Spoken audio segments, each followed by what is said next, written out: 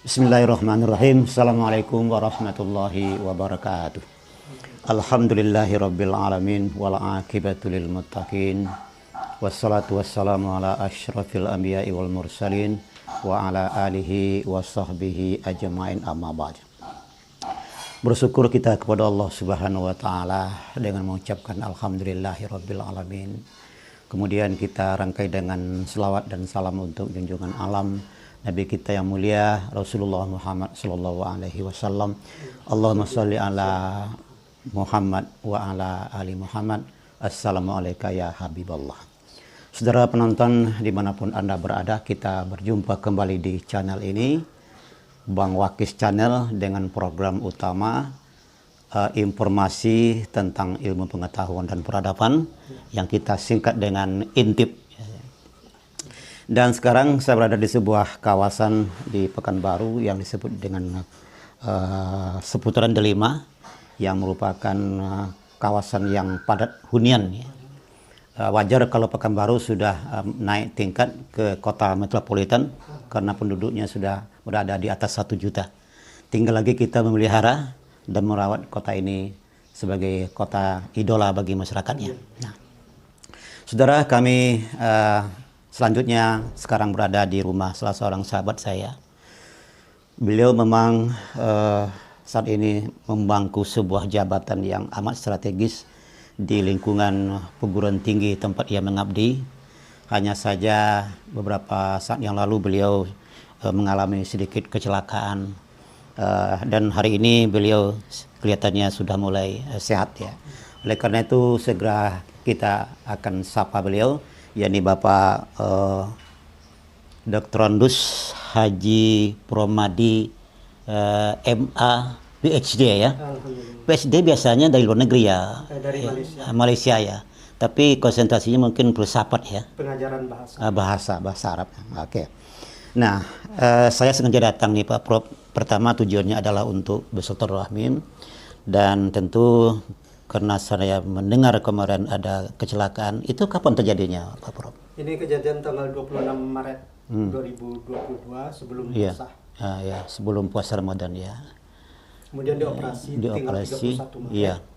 Di rumah sakit daerah Dr. Muar di Solo. Di Solo ya. Jadi kejadian itu siang atau malam itu? Malam jam 10.30. Sudah cukup malam juga ya kejadiannya. Jadi ketika itu Pak Promadi langsung dibawa ke rumah sakit ya. Iya, langsung dibawa ke rumah sakit. Saya dari hotel pergi nyebrang, pergi makan malam. Saya makan malam kembali lagi di hotel. Jalan separuh jalan lagi itu menunggu. Ternyata ada mobil, dia lambat. Dia memberi saya jalan. Begitu mobil lambat, saya lewat. Begitu lewat, ternyata ada mobil lagi satu kencang, saya lari lewat. Pada saat 3 meter di ujung itu datang sepeda motor. Itulah saat langsung pingsan. Seperti itu kejadiannya ya. Sampai rumah sakit setelah dioperasi ditangani, dibius, saya sadar, baru ditanya nomor telepon keluarga. Iya. Itu kejadiannya ya pada bulan Maret 2022 kemarin. Iya. Jadi sekarang sudah berada di rumah sendiri. Kalau soal pekerjaan sekarang ada yang terganggu untuk di kantor? Mana yang bisa saya lakukan online ya. Tanda tangan surat-surat. Saya perlu ke kampus, saya pergi kampus sebentar. Jadi kalau untuk ngajar kan bisa online.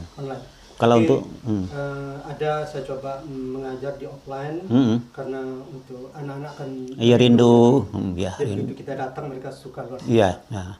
Sudah berapa kali itu yang datang langsung? Yang online sudah 3 kali. Online 3 kali, yang offline?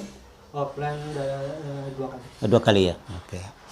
Mudah-mudahan sehat ya Pak Pro ya, karena kami juga kaget mendengarkan berita kejadian itu, dan kami hanya mendoakan waktu itu. Amin. Dan kami lihat beberapa orang pejabat di lingkungan UIN sudah berkunjung ke sana dan menyampaikan doa untuk Pak Promadi ya. Iya, Pak Rektor, WR 2, Direktur Pasar Kepala Biro. Karena kita nih serasa ya kan, tentu kalau sudah teman yang merasa sakit itu juga ikut merasakannya. Dan semoga doa-doa kawan-kawan kita itu diijabah Allah Subhanahu wa taala. Amin. Pak Pro, ada buku ini ya. Judulnya Cinta Sejati Sang Abuya. Betul. Biografi Syekh Haji Aidarus Ghani Al-Khalidi Al-Kampari. Buya kami waktu itu. Iya, jadi Buya Pak Permadi ya di Pondok Pesantren. Waktu itu namanya STI ya. STI, Sekolah Tarbiyah Islamiyah. Iya, kemudian Tapi ada teman yang menyebut itu sekolah tinggi Islam ya. Hebat. Kemudian berubah menjadi MTI ya kalau salah ya. Iya, Iya. Oke. Karena Ya. kalau sekolah harus di bawah Departemen Pendidikan. Iya. Kalau madrasah di bawah Kemenang. Iya. Kita kan Iya. Kemenang, maka Iya. berupa STI. Iya. Jadi buku ini Pak Pro saya lihat dirangkum dan disusun oleh Dr. Haji Aprijon Effendi LCMA. Beliau juga dosen di UIN Suska ya. Alumni pesantren. Iya, alumni terbaik juga. Dan saya lihat itu cicit beliau ya, cicit dari Syekh Abdul Ghani Al-Khalidi ya. Berarti ini cucu ya, kalau lihat saya ini. Nah, saya tertarik karena memang buku ini merupakan rangkuman dari beberapa tulisan. Ada zuriatnya, Betul. ada orang-orang yang dekat dengan beliau, dan juga tentu yang sangat banyak mungkin adalah para alumni, alumni terbaik ya kan, yang menyebar di mana-mana.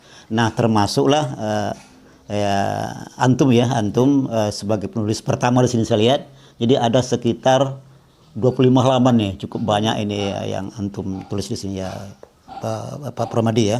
Oleh karena itu mungkin bisa diceritakan tentang bagaimana beliau itu cara mengajarnya, ya kan, kemudian apa-apa yang menjadi perhatian beliau terhadap pelajaran yang ia asuh di pondok pesantren MTI pada waktu ya. Silakan Pak. Baik, terima kasih Wakisman. Ya. Para pemirsa, Buya Syekh Haji Aidarus Ghani ini kalau saya sendiri tidak mengalami langsung bagaimana cara beliau mengajar di kelas. Oh gitu ya. Karena kami dari kelas rendah, beliau hanya mengajar di kelas tinggi. Kelas tinggi ya. Iya. Tetapi dari cerita kakak-kakak kelas kami yang pernah mengajar beliau, beliau cara mengajar memang seperti itu, disuruh baca matan kita, kemudian diartikan, kemudian disyarahkan, diceritakan. Terkadang disuruh santri membaca matan, kemudian disuruh yang lain mengartikan, yang lain lagi untuk menjelaskan nanti perdebatan. Iya, mensyarahkan ya. Saya pernah diajar beliau hanya ketika belajar kitab setelah sholat subuh di teras rumah beliau. Iya, teras rumah. Teras rumahnya tanpa tikar karena pakai keramik. Kami duduk melingkar, beliau kami membaca, beliau membacakan matan, menerjemahkan, kemudian mensyarahkan. Kami tidak ada tanya jawab, biasanya habis sholat subuh sampai menjelang jam 6.30. Jadi beliau itu yang mengajar di kelas tinggi itu ada kelas 6, ada kelas 7, itu biasanya bidang studi apa kira-kira yang fikih ya. Tasawuf juga. Karena konsep beliau itu memang fikih. Fikih dan tasawuf ya. Kalau fikih jelas dia bersifat klasikal ya. Atau juga ada halaqah juga di surau. Tapi kalau sudah belajar tasawuf itu seperti apa bentuknya? Biasanya kakak kelas kami itu kelas 6, kelas 7 itu setelah diajar konsep-konsep tasawuf, mereka diberi kesempatan untuk ikut khalwat. Khalwat. Di pesantren itu ada rumah suluk bersama. Jadi kakak kelas kami ikut khalwat bersama. Jadi Anda ikut itu? Saya belum pernah ikut ya khalwat ya. Ya, suluk ada katanya 10 hari, ada yang 20 hari, ada yang sebulan penuh, itu belum ikut ya? Nah, baik. Saya juga mendengar bahwa beliau itu tidak hanya sangat mencintai ilmu-ilmu keislaman seperti fikih, tasawuf sebagainya, tapi juga beliau ilmu-ilmu umum seperti pelajaran bahasa Inggris juga kabarnya juga beliau itu sangat menyukai dan meminta supaya bahasa Inggris dipelajari di situ. Gimana tuh Pak Popo ya? Iya, iya betul. Iya. Jadi ketika gini ceritanya. Iya. Begitu kami mulai sekolah di kelas 1 sanawiyah itu, awalnya kami mengaji pakai Iya. sarung, Iya. mengaji di surau, Iya. pakai kitab. Sesudah itu ada semacam perubahan, mulailah datang guru umum. Ya, itu tahun berapa tuh? Tahun 77. 77 ya. 77. Kami dikirim oleh Kementerian Agama seorang guru dari Kuok, Iya. Pak Anas. Iya. Anas BA. Iya. Beliau mengajarkan bahasa Indonesia, Iya. SKI, Iya, iya. sejarah Indonesia, Iya, iya. semuanya. Tapi dia tidak bisa mengajarkan bahasa Inggris. Oh, begitu. Betul. Jadi karena pelajaran harus ada yang bahasa Inggris, Iya. maka beliau mengupayakan agar ada guru bahasa Inggris. Iya, iya, iya. Yang ada sebenarnya waktu itu guru madrasah Ibtidaiyah, MDA, iya. Pak Arba'in Jene, Iya, iya. ayahnya Adinda Fardul Kamal. Iya, iya. Saat itulah beliau mengajar ke kami, this is a book. Iya. This is not a book. Itu sangat berkesan bagi saya. Iya, iya, Walaupun iya. dia hanya guru Ibtidaiyah, Iya, iya. tapi cara mengajarnya Iya. membuat kami mulai tertarik. Dan lengket ya. Ya. Gitu. Nah, setelah beberapa lama, tentu beliau tidak bisa lagi mengajar untuk yang kelas 2, kelas 3, Iya. yang kelas 1. Ah. Jadi ketika saya di sana kelas 2, datang mahasiswa KKN Oh, Undri waktu itu ya. Salah seorang adalah Pak Muhtar, Iya. Muhtar BA, suami Ibu Eniwati Haider. Oh, iya, iya, Pak Muhtar ya. Yang di rumah sakit. Iya. di situ. Pak Muhtar yang pemimpin Stay Diniyah ya. Iya, iya. Selama 3 bulan, Pak Muhtar dan kawan KKN di Batu Persurat, Iya. mereka memberikan pelajaran bahasa Inggris. Bahasa Inggris. Saat itulah Pak Muhtar itu tidak hanya mengajar jam kelas, tapi membuka kursus bagi kami. Oh, Jadi iya. sore, pagi belajar biasa, sore Iya. dan malam Kursus memberikan lagi. kursus. Di situ waktu kursus itu gabung kami kelas 1 sampai kelas 6 capai. Kelas 6. Iya, iya, iya. Pak Muhtar ini dia bilang dia akan mempraktekkan cara dia belajar di Irsyad English Course. Oh. Yang di Jalan Iya. Cempaka ya. Iya. Berarti apa yang dipelajarinya itulah diberikan pada kami. Iya, iya. Masalah tubi Iya. dipelajari. Iya. Terakhir Bapak ini berpesan, kalau kami KKN sudah tak ada lagi, kalian apa pelajaran kalian? Iya. Ada satu kamus yang bagus, kamus lengkap bahasa Inggris Indonesia. Iya. Karangan Purwodarminta. Iya. Begitu dia Pekanbaru saya titip Iya.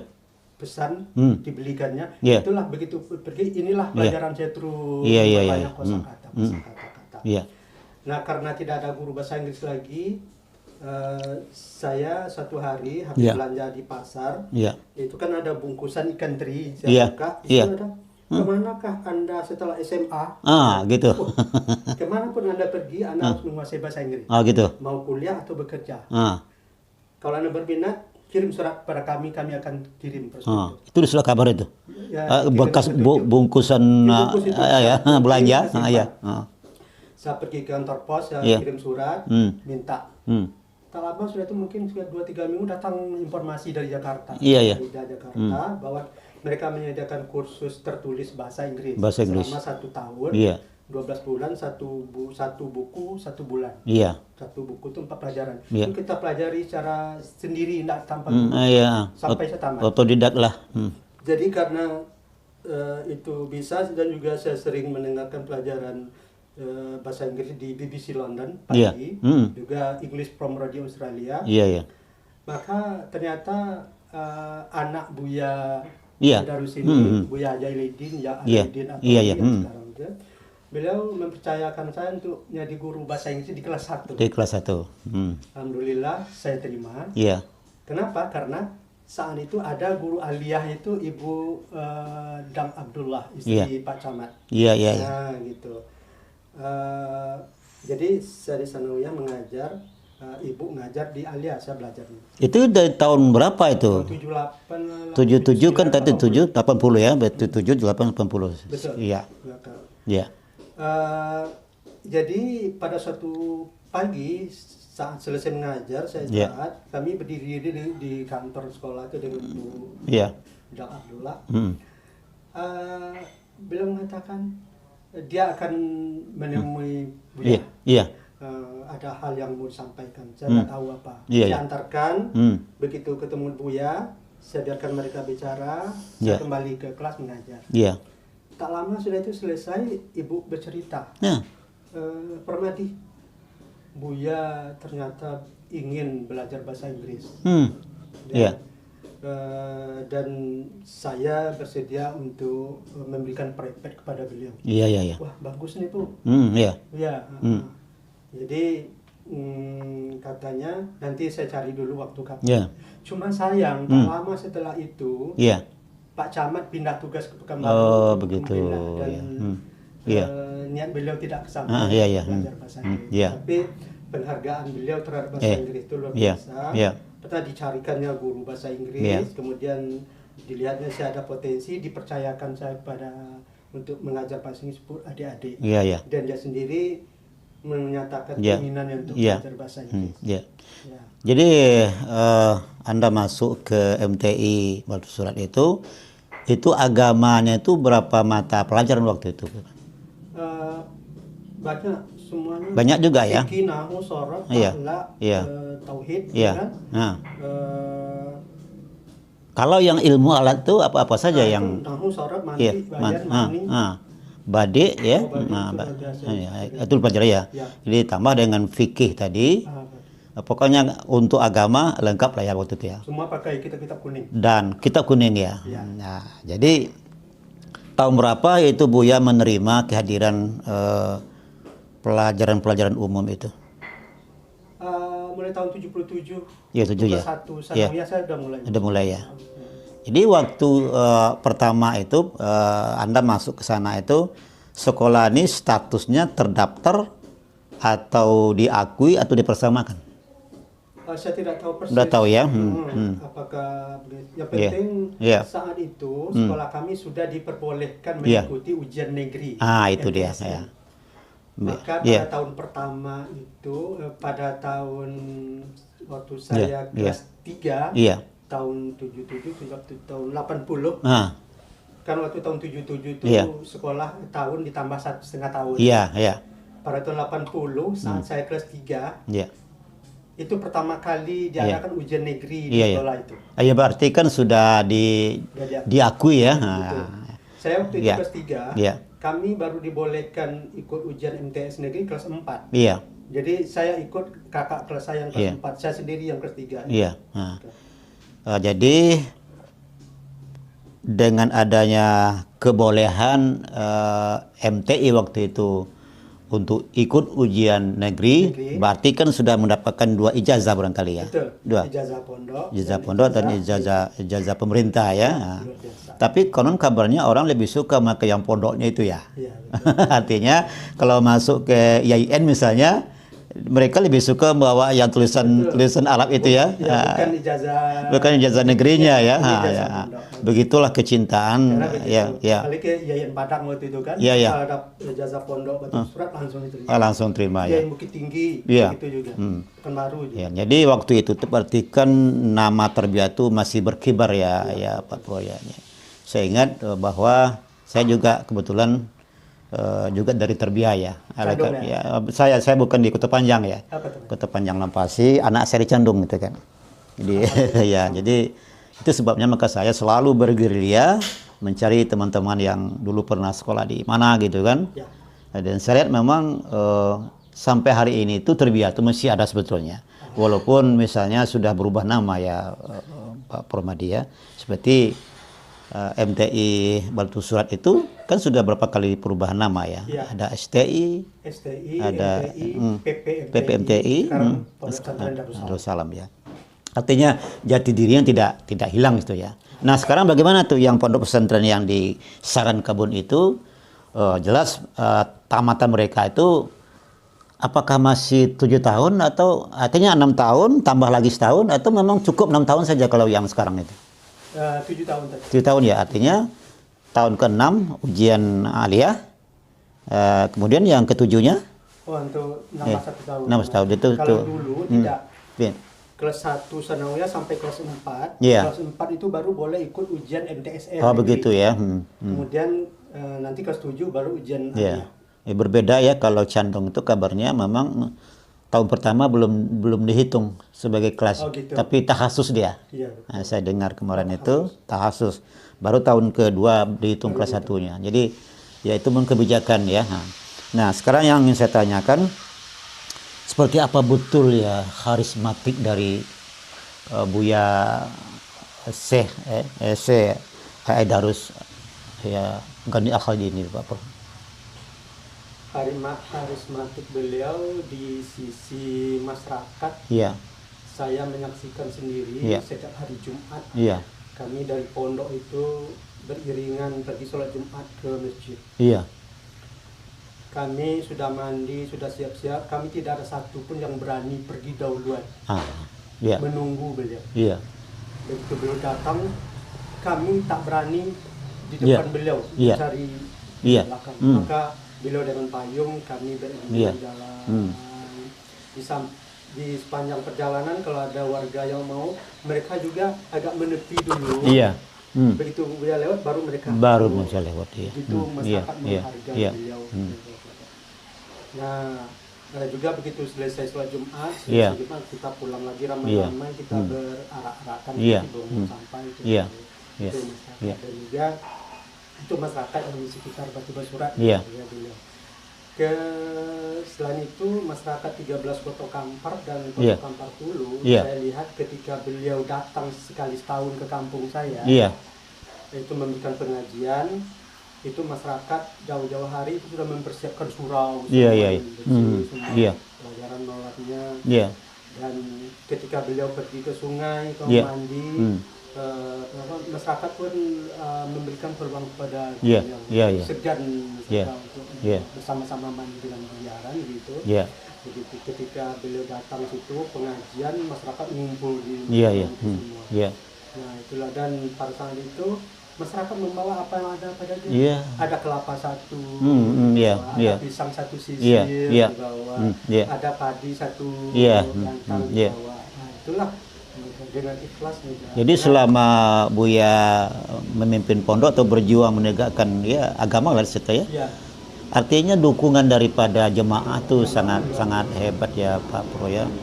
Dan konon kabarnya memang ketika beliau itu wafat sungguh cepat tersebarnya berita itu ya, padahal sebetulnya waktu itu tidak ada telepon, tidak ada begitu hebatnya. Nah Pak Pro, sekarang yang Anda tahu itu berapa jumlah madrasah yang mungkin berafiliasi dengan Pondok Pesantren Saran Kabun ini? Jumlah persisnya dia terus bertambah itu. Iya, bertambah ya. Terakhir saya dengar dari Buya 17. 17 ya. Ada 17 pondok yang didirikan oleh alumni. Iya, alumni. Yang berafiliasi dengan pesantren Salam ini. Iya. Terakhir saya lihat di Facebook lagi. Iya. Ustadz Zulhendri Rais mau mendirikan lagi pondok pesantren Darul Hadis. Darul Hadis ya. Aidarusi. Jadi ada Aidarusi. Iya. Al-Karomah. Aidarusi itu milik Buya Haji Ujang Umar di Sidirwa. Iya. Itu juga seperti. Pondok ini luar biasa, dia merekrut guru-guru dari Jakarta. Walaupun jauh di pelosok, tapi dia bagus. Iya. Nah, jadi beliau sudah mendirikan atau masih dalam tahap perencanaan?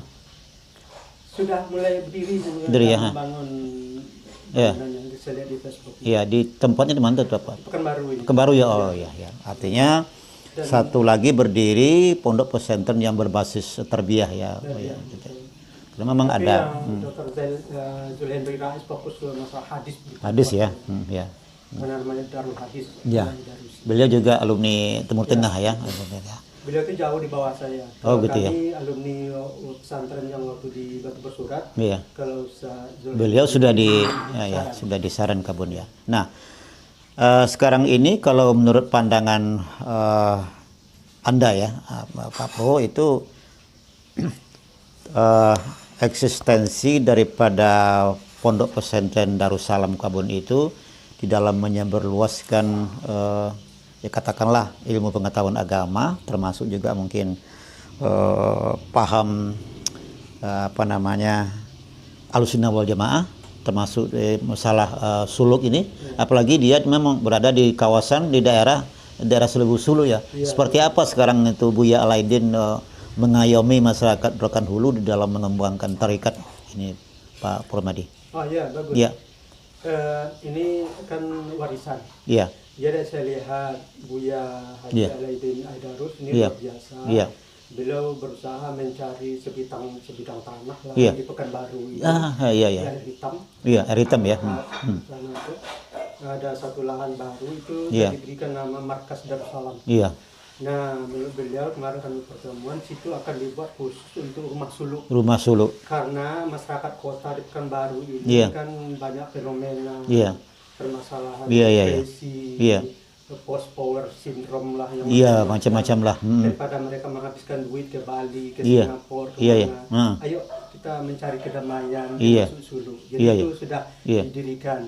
Begitu beliau mencoba mengembangkan tidak hanya di lokasi sana di kampung, tapi bukan orang yang datang, tapi kita yang datang. Dengan demikian kan kesempatan lebih banyak lagi bagi masyarakat umum untuk melakukan ilmu tasawuf, untuk ketenangan jiwa, mendekatkan diri kepada Tuhan. Bisa mungkin juga misalnya suluk 2 malam gitu ya. Tentu bisa 2 malam. Tergantung kebutuhan nanti juga materi-materi diberikan kan.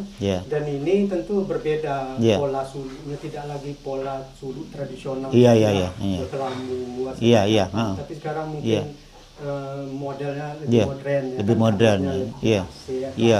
Nanti mungkin kalau perlu ada lapangan golf di sana. Habis zikir menyanyikan main golf itu bisa meningkatkan zikir. Gitu. Jadi itu sekarang kondisi bangunannya sudah sampai di mana nih? Sekarang sudah dibangun tapi masih dalam bentuk ruang aula terbuka. Aula terbuka. Di situ pengajian terbuka, mengaji gitu. Kadang setiap hari Sabtu, Minggu Buya ada kegiatan ke sini gitu. Pak Pro, tadi kita di awal sudah bicara soal bahasa Inggris ya. Itu pula mungkin yang menyebabkan Anda tertarik belajar banyak bahasa Inggris ya. Sampai kemana aja itu belajar bahasa Inggrisnya? Setelah tamat dari Petubuh Surat ya? Baik. Ya. Memang pertama kali membuat saya tertarik bahasa Inggris itu waktu masih SD. SD lagi ya? Abang saya Abdul Wahid, sekolah di pesantren itu, saya pulang bawa buku, saya lihat buku tulisannya cantik. Saya lihat I'm going to school. Itu pertama kali. Karena saya tanya-tanya dia, saya mulai tertarik. Nah, ketika masuk di pesantren, saya ketemu guru bahasa Inggris itu, Pak Injene, saya senang. Maka terus saya dalami terus, ketemu dengan mahasiswa KKN, saya dalami lagi. Itu beliau, saya belajar sendiri lagi, ikut kursus tertulis, belajar dari BBC London, belajar di Radio Australia. Kemudian tamat di waktu kelas 7 itu saya mengajar kelas 1, saya merasakan. Waktu saya mengajar itu tugas saya sebenarnya bukan mengajar, tapi belajar. Karena saya harus belajar lagi karena saya akan mengajar. Nah, gitu. Jadi tamat dari pesantren saya masuk waktu kelas 7 itu saya coba kirim surat ke IKIP Padang. IKIP Padang. Saya mau kuliah bahasa Inggris program D2. Karena ada orang kampung saya yang kuliah di negeri D2 bahasa saya itu. Saya kirim surat. IKIP Padang membalas bahwa mereka siap menerima welcome. Pendaftaran. Waktu saya sampaikan niat saya kepada ayah saya mulai termenung. Katanya, kok bisa lah uang tomat siko dulunya mau jaza di Buya. Menengok Buya masang siop. Terus saya mendengarnya. Nah, jadi saya ambil di Padang, saya tetap tamat kelas 7 di situ. Setelah itu baru bebas mau kemana. Nah, waktu itu tamat situ saya mau kuliah di LPBA, sekarang Lipia Jakarta. Karena Buya Alaidin, Buya sekarang, waktu itu belajar di situ sebelum berangkat ke Mesir. Waktu 29 Juli tahun 84, Pekanbaru saya telepon menanyakan pendaftaran. Katanya pendaftarannya besok pagi, 1 hari saja dari pagi sampai sore. Saya kecewa. Karena tak mungkin besok pagi berangkat di hari Sabtu juga, karena dulu kan pesawat mahal. Berangkat mobil 3 hari 3 malam. Alhamdulillah tidak rezeki. Jadi akhirnya saya kuliah di UIN IAIN ini atas petunjuk Bapak Adnan. Itu alumni Batu Bersurat juga yang kerja di Batam. Katanya, nggak apa juara dia di Pakannya lang kuliah, dimanapun kuliah, tergantung awak. Iya. Iya lah Mbak. Saya kuliah di jurusan bahasa Arab. Karena jurusan bahasa Inggris enggak ada. Itu. Padahal saya mau masuk jurusan bahasa Inggris. Ya, ada jurusan bahasa Arab. Iya. Tapi waktu itu mau masuk jurusan bahasa Arab saya nggak tertarik karena cuma 8 orang mahasiswanya. Jadi apalagi yang umum. Karena saya lihat di pesantren itu guru umum memang kurang. Ada jurusan matematika. Saya masuk jurusan matematika. Oh, sudah ada waktu itu ya? Waktu itu. Sudah ada ya? 1 bulan belajar di matematika saya mengalami kesulitan karena banyak tugas-tugas. Waktu pertama, kedua dosen menerangkan, ya kita ikut. Tapi ada tugas diberikan kepada kita yang awal tuh oke. Tetapi teman kita yang tamat SMA, itu tugasnya terlalu rendah. Akhirnya dosen menyesuaikan dengan mereka. Akhirnya kita tertinggal. Saya berpikir, kalau seperti ini tak mungkin saya jadi juara kelas. Karena waktu di SD kan juara kelas. Juara ya. Nggak bisa. Saya mikir, saya bilang dengan Gamal Abdul Nasir yang Gamal yang di atas. Brunei. Brunei sekarang ya. Bisa pindah ke jurusan bahasa Arab. Ayo dan sobuin ke Pak Mansaso ya kan. Besok paginya dibilang, mulai hari ini kamu pindah jurusan bahasa Arab. Kata Pak Mansa sudah dipindahkan. Jadi Pak Mansa langsung memindahkan tanpa saya mengurus surat pindah semuanya. Maka resmilah saya pindah jurusan bahasa Arab. Tapi untuk mata kuliah umum, bahasa Indonesia, kewarganegaraan, psikologi umum, masih gabung dengan anak-anak matematika. Cuma 1 semester anak-anak itu teman-teman tidak sadar bahwa saya sudah pindah ke bahasa Arab. Hanya mata kuliah kalkulus, aljabar saya ikut lagi gitu. Jadi tamat di jurusan bahasa Arab itu, bahasa Inggris saya sudah semakin bagus juga karena saya kursus bahasa Inggris lagi. Kursus bahasa Inggris. Selain juga bahasa Inggris yang diajar oleh Pak Abdullah Hasan, Pak Sarwan Antoni, Pak Masuki. Pak Sarwan Antoni itu yang paling berkesan bagi saya karena dibawa ke dalam labor. Sebelum belajar itu diputarkan dulu lagu bahasa Inggris. Saya ingat lagu Scorpion. Wah itu kami ditulisnya, kita baca, diucapkan. Jadi ketika kuliah itu teman saya Dr. Kadar, Dr. Kadar, dia adik kelas saya, dia kasih tahu saya, muncul maju bahasa Inggris di pesantren Munawarah. Ngapa tuh Cok? Gurunya bangkit ke Jepang. Jadi tidak ada guru. Jadi mulai saya mengajar bahasa Inggris di pesantren Munawarah. Itu lagi-lagi karena saya mengajar bahasa Inggris, pertama kali ketemu dengan gurunya yang mau berangkat itu ada guru perempuan. Dia ngomong dengan guru yang berangkat ke Jepang itu bahasa Inggris, tapi saya lihat gerak-gerik bibirnya betul. Ya terus jadi kalau begitu nggak bisa saya jadi guru bahasa Inggris ini. Saya bilang kadang nggak bisa dan jadi guru bahasa Inggris payah itu nyom boleh nconya itu bahasa Inggris pokok koncong aja sih kok baru kursus jadi saya terima tawaran terkadar bilang Ustaz Busro terus saya ngajar bahasa Inggris di sarungnya situ untuk menutupi kekurangan. Sore saya kursus bahasa Inggris di PAM di Jalan Riau dekat Hotel Merdeka, PAM English School itu Pak Amri Gili. Sekarang masih tetap. Situ saya pakai sepeda kursus di situ sore besoknya ngajar. Jadi bagaimana cara Mr. Amni mengajar kami English Conversation, seperti itu pula saya ajarkan kepada santri-santri saya. Santri senang kan, sangat belajar bahasa. Jadi saya ada 2 hal yang saya dapat dari Mr. Amni, meningkatkan maharah kalam, speaking skill, conversation, juga cara mengajar. Jadi beliau kalau kami salah, kami dihukum. Kalau salah, cium dinding. Sambil ngomong kepada dinding. Oh my dear, bukan dinding. Oh my dear, I had mistake and I want to kiss you. Gitu, kamu bertepuk tangan duluan. Jadi hukuman itu membuat kita tambah lagi misalnya. Itulah yang saya upayakan. Sehingga tamat di IAIN waktu itu ada tes untuk pendidikan dosen. Yang utama tesnya itu bahasa Inggris. Waktu itu Gamal sudah ikut pendidikan. Waktu itu saya ikut lagi.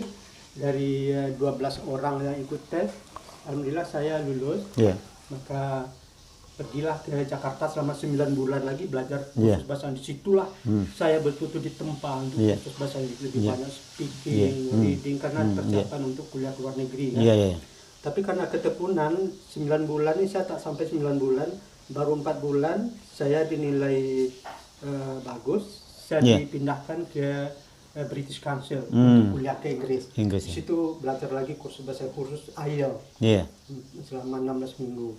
Dapat nilai 5,5 itu sudah memungkinkan untuk kuliah di Inggris. Karena nilai saya baru 5,5, itu kami kuliah September, Juli saya sudah berangkat ke Inggris. Jadi waktu itu belum ada TOEFL ya? TOEFL ada. Sudah cuma yang ke Inggris itu dia tak pakai TOEFL. Atau pakai TOEFL. Inggris, Kanada, Australia, TOEFL Amerika ya. Jadi selama 2 bulan kami di lead itu English Language Unit, kami diajar lagi bahasa Inggris, English for academic purpose. Situlah kita bertemu dengan teman semua dari berbagai negara. Belajar bahasa Inggris, tamat situ mereka kuliah di berbagai universitas. Nah, itu setiap hari Sabtu kami belajarnya outdoor. Pergi melihat gereja yang sudah tua tidak dipakai lagi, melihat kampung-kampung semuanya kan. Tapi sama bahasa Inggris, nanti buat laporan bahasa Inggris juga. Nah, situlah kemampuan bahasa Inggris saya itu menjadi siap untuk kuliah S2 kan gitu. Jadi tamat dari S2 jurusan bahasa Arab, saya di Inggris itu jurusan bahasa Arab. Jadi dosen menerangkan bahasa Arab tapi dalam bahasa Inggris kan gitu. Nah, tamat di situ, begitu saya pulang, Pak Abdullah Hasan langsung menangkap saya untuk jadi guru bahasa Inggris di tempat kursusnya, Diki English and Arabic Course. Dan di kampus juga selain mata kuliah bahasa Arab, saya juga diberi mata kuliah bahasa Inggris. Ya akhirnya karena disuruh jadi dosen itu, saya belajar lagi dengan mengajar itu saya banyak belajar. Jadi unik memang, tadi kuliah S1-nya kan jurusan bahasa Arab. Kemudian masuk ke S2-nya bahasa Inggris, tetapi dengan pengantar bahasa Arab tadi ya. Saya ngambil kuliah jurusan bahasa Arab. Bahasa Arab. Pengantar ya terbalik ya, pengantarnya bahasa Inggris ya. Dosen dari Palestina, dosen dari Syria. Dosen itu bahasa Arab. Ada dosen dari Malta, dosen dari Inggris itu bahasa Inggris. Dosen dari Malta ini dia bagus, bahasa Inggrisnya bagus, bahasa Arab bagus. Ternyata Malta dulu itu bahasa Arab bagus. Jadi secara tak langsung kita ya memperdalam bahasa Inggris jadinya. Ditambah ya basicnya bahasa Arab tadi ya. Nah, ini semua tentu Pak Promadi tak lepas daripada peran dan doa-doanya Buya seperti itu. Amin. Jadi dengan karismatik beliau, Buya itu berminat, dia juga berminat. Saya merasakan Buya merestui. Merestui. Belajar bahasa Inggris itu saja. Jadi saya dengar itu memang banyak sekali santri-santri di sana itu yang pernah putus sekolah dia panggil. Ayo sini. Dipanggil kenapa kamu berhenti? Berhenti tidak ada biaya Buya. Jangan berhenti. Buya yang biayai. Saya dengar seperti itu Buya Aidarus ini ya, mendidik dan menciptakan kader-kader ulama ya. Yang hari ini saya dengar cukup banyak ya. Siapa-siapa yang Anda dengar sekarang yang sudah menjadi ulama atau juga mereka-mereka yang sudah berhasil mungkin ke jenjang pendidikan lebih tinggi ya. Saya yang paling saya berkesan itu teman saya Johannes. Orang Bancaklubi. Dia itu teman saya dulu satu letting, satu kelas. Dia itu memang dekat dengan Buya. Artinya Buya sering minta tolong dengan dia. Dan seperti itulah Buya itu bagi orang yang jauh, yang kurang ekonomi, minta pulang, jangan pulang, di sini aja. Makan Buya, makan waktu. Tapi karena seperti itu, mungkin makan Buya, makan mie, tentu kawan kau tidak lo mak. Pokoknya Buya dibuat tanpa disuruh, mayapu, mapai ke kebun. Bahkan modal Jawanis mencukur rambut Buya. Itu kan kedekatan itu tidak pernah kami memperoleh. Luar biasa ya. Yang seperti itu beliau tempat itu. Jadi dengan gitulah mungkin keikhlasan beliau, Jawanis ini ikut dulu dan sekarang boleh dikatakan beliau punya pesantren juga di Iya, sini, dan iya. anaknya sudah tamat pula di Iya, Al-Azhar. Azhar ya. Ya, dan sudah selesai pula ya di Azhar. Iya. Al-Azhar anaknya. Dan dia itulah dia berhasil menjadi ulama. Iya. Gitu kan. Iya. Juga seperti Ustadz Sopyan yang guru kami dari Aceh. Begitu beliau berangkat dari Aceh, Iya. kabar ayahnya itu punya toko buku. Iya. Kan lumayan kaya. Iya. Tetapi ketika di sini dia hidup apa adanya. Iya, iya. Bahkan kertas bungkus obat nyamuk itu Iya, iya. dikumpulkannya di klipnya itu jadikan buku. Jadikan buku. Nah, beliau menjadi orang terdekat Buya, kaki tangan Buya. Iya. Apapun yang dia ingin beliau membantu. Iya. Bahkan Buya dilihat orang ini betul, Buya punya juga yang pembantu yang wanita, Kak Zai, beliau menjodohkan mereka berdua. Akhirnya Ustadz Sopyan ini turun menjadi ustadz dan menjadi ulama. Kalau Ustadz Sopyan yang mengajar itu kami merasa luar biasa. Risma Buya itu. Saya dengar juga seperti Buya Angku Mudo Jamarin juga dia termasuk Buya apa ya? Jamarin itu jauh di atas kami. Nah, iya, iya. Anaknya yang John itu adik. Iya, iya, adik itu ya. Ketika saya kuliah di Inggris, saya sempat mengadakan penelitian observasi tentang bahasa Arab Amiyah, percakapan bagaimana, karena saya dapat pelajaran bahasa Arab itu dua. Ada bahasa Arab Fusha yang kita belajar, ada bahasa Amiyah yang dipakai oleh orang. Iya. Nah, seperti apa? Maka saya pergi ke Mesir, minta tiket pulang pergi dari British Council di Bijan. Saya bergabung, itulah yang pertama kali menyambut saya itu Junaidi. Junaidi, iya. Begitu dia salam, Mbak, uang siapa? Ijon, anak Ustadz Jamarin. Oh, begitu dia nyebut Ijon, saya tidak kenal. Begitu nyebut dari STI, anak Ustadz Jamarin langsung dipeluk ini adik saya. Jadi beliau termasuk Buya tersayang. Ya, sekarang punya pesantren itu termasuk dia sudah menjadi Buya. Iya. Dia sekarang yang memimpin secara keseluruhan pondok pesantren Buya Busro. Buya Busro punya pesantren, bahkan punya ma'had alim. Jadi saya dengar memang harismatik beliau lah yang menjadikan jemaah tarekat itu manut kepada beliau, menyenangi beliau dan santri juga, karena memang kesayangan Sang Buya ini secara sejati kepada para santri mereka, maka jarang yang gagal beliau itu untuk mendidik para santrinya. Dan ternyata Anda termasuk orang yang berhasil, dan sekarang bertugasnya saya sebagai kepala pusat bahasa di Wintus Riau, dan ini saya menemukan ini job yang belum tepat ya. Karena selama hidup saya tamat dari pesantren, saya mengalami dua bahasa Arab, bahasa Inggris, sampai kuliah di IAIN, bahasa Inggris, bahasa Arab, sampai kuliah di Inggris, bahasa Inggris, bahasa Arab lagi. Inilah pekerjaan yang paling pas, mengembangkan bahasa Inggris, bahasa di Winchester. Sekarang itu bagaimana pandangan Anda, minat mahasiswa kita terhadap dua bahasa ini terutama ya? Di bahasa Inggris saya melihat minat mahasiswa itu memang tidak begitu membahagiakan. Terbukti di seberang kampus Panam itu kan dibuka kemarin kursus bahasa Inggris, apa namanya itu, British apa gitu kan. Bagus, tempat ruang parkir, tapi setiap kali lewat kok sepi gitu ya. Sepi ya, sendiri. Dan sekarang udah tutup.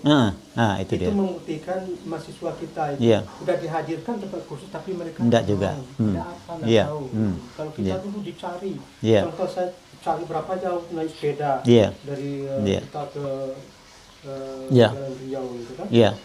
Kalau bahasa Arab saya lihat, kecuali anak bahasa Arab mahasiswa yang lain juga tidak, karena bagi mereka kan bahasa Arab tidak menguntungkan seperti bahasa Inggris. Kalau bahasa Inggris, pandai bahasa Inggris bisa kerja sendiri. Kalau bahasa Arab tidak, jadi tidak begitu memotivasi mereka untuk mencari side effect-nya.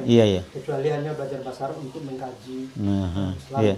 Itu pun sebenarnya kita umat Islam ini banyak yang tidak menyadari bahwa sebenarnya kita setiap hari itu jarang berbahasa Indonesia. Saya dengan anak-anak, kalau anak-anak pulang bahasa Indonesia, kami dengan istri saya muka soicu, iya, dua bahasa pula. Nah itu. Nah, padahal 5 kali sehari semalam kita terus berkomunikasi dengan Tuhan dalam bahasa Arab. Jadi bahasa Arab itu bahasa kita sehari-hari sebenarnya, komunikasi dengan Tuhan. Supaya kita ngomong dengan Allahu Akbar, ya kan? Itu Tuhan kan Tuhan anta'budullah ka'annaka fa'ilam takun taro fa'innahu yaraka. Jadi ketika kita ini wajjahtu wajhiya lillazi fataras samawati sampai akhir, itu kan sama seperti orang apel pagi. Apel pagi komandan, "Komat, gerak, lapor." Ya kan? Kami siap untuk mengikuti acara apel pagi. Laporan selesai, kembali ke tempat. Kan gitu. Kan dalam Al-Fatihah itu kan begitu kita mengucapkan ya karena berdua ya karena nasta'in, Tuhan menjawab. Hadza baini wa bainaka. Gitu kan. Jadi dialog sebenarnya kita dengan Tuhan. Apalagi waktu membaca doa Rabbighfirli warhamni wajibni, itu doa. Itu kan dialog dengan Tuhan.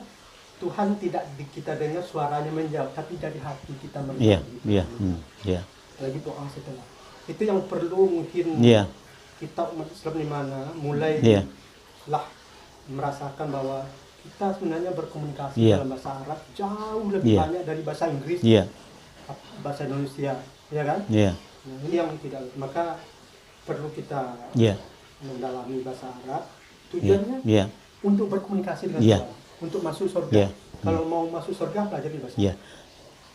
Bahasa Arab itu bahasa orang Arab, bahasa Al-Quran, bahasa surga bahasa surga, ahli surga ya sepertinya.